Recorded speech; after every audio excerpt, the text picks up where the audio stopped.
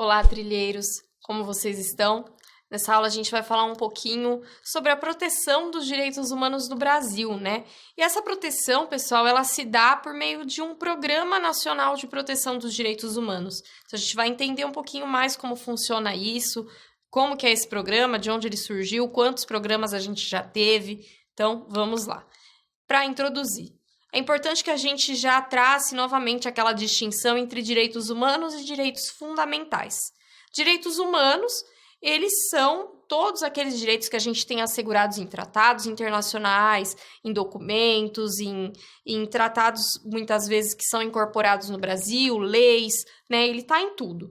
E direitos fundamentais são alguns direitos humanos que a Constituição puxou para si e colocou na Constituição. Então, eles aderem um novo status, né? Eles são direitos fundamentais, mas, basicamente, um faz parte do outro.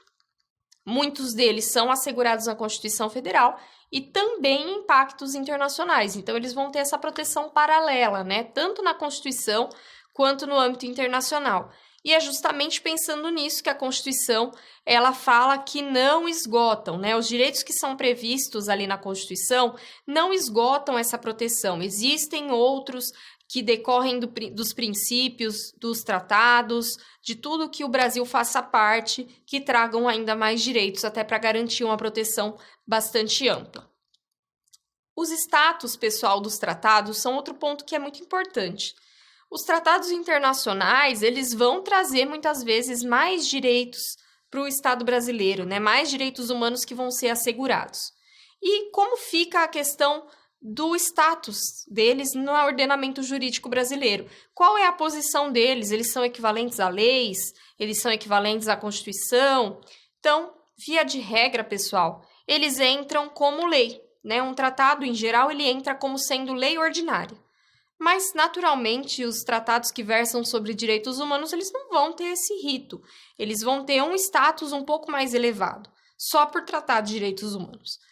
E, além disso, existe a possibilidade deles serem incorporados como emendas constitucionais, como equivalentes a emendas constitucionais, se eles seguirem o mesmo rito de aprovação de uma emenda constitucional, que está lá no artigo 5º, parágrafo 3º da Constituição.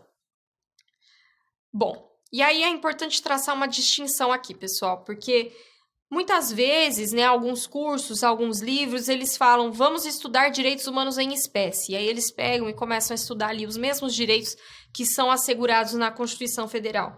Mas isso tem sido cobrado em questões de direito constitucional. E existe, né, toda uma aula sobre os direitos fundamentais, os direitos e garantias fundamentais e todas as discussões que envolvem eles no âmbito do direito constitucional. Aqui no âmbito do direito humano, né, na matéria dos direitos humanos, pessoal, a gente tem uma cobrança dos examinadores, mas no sentido de como essa proteção se dá, por meio de quais instrumentos. Essa questão dos tratados internacionais, né, a natureza supralegal dos tratados que não são incorporados perante esse rito. Tudo isso a gente vai falar mais detalhadamente, mas só para traçar um panorama para vocês aqui, que não faz sentido nos direitos humanos a gente ficar elencando os direitos, até porque eles não se esgotam. Eles não são apenas aquele rol. Eu poderia vir aqui e falar do direito à vida, mas essa discussão acaba sendo muito mais cobrada no direito constitucional. Então, o que a gente vai começar a falar aqui é do Programa Nacional de Proteção dos Direitos Humanos. Já foram criados 3 programas nacionais aqui no Brasil para promover a proteção dos direitos humanos. Em 1996 surgiu o primeiro, em 2002 a gente teve o segundo, e em 2009 a gente teve o terceiro, que é o que ainda está vigente.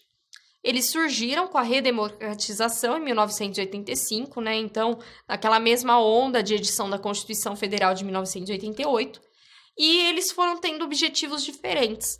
O primeiro deles, pessoal, teve por principal objetivo identificar quais eram os obstáculos e executar medidas para que se pudesse promover e defender os direitos humanos. Já o de 2002, em um momento diferente, já reconhecendo quais eram, né, esses obstáculos, ele teve por objetivo promover a concepção dos direitos humanos como um conjunto de direitos que permeia as mais diversas áreas e difundir esse conceito. Então, realmente, para que as pessoas começassem a entender um pouco mais o que eram os seus direitos humanos. Por fim, a gente tem o atual programa, né, de direitos humanos, que foi editado em 2009. E ele, diferente dos outros, ele estabeleceu eixos orientadores, diretrizes para ampliar o debate. Então, ele tem a transversalidade, de modo que devem ser consideradas em todas as políticas públicas e em tudo que for feito pelo Estado brasileiro, os direitos humanos eles têm que estar ali transversalmente, têm que estar presente em todas as áreas. E também, pessoal, para promover uma interação democrática, né, para que as pessoas participem mais da formação desses direitos. Então, eu vou traçar rapidamente aqui com vocês quais são esses eixos orientadores para que a gente tenha pelo menos uma compreensão generalizada desse programa nacional. O primeiro eixo orientador, pessoal, é a interação democrática entre o Estado e a sociedade civil. Os cidadãos têm que estar interagindo de maneira democrática com o Estado. O segundo eixo, pessoal, é o desenvolvimento e direitos humanos. Então, o desenvolvimento ele tem que acontecer, mas sempre pautado nos direitos humanos. Então, essa questão tem sido muito discutida.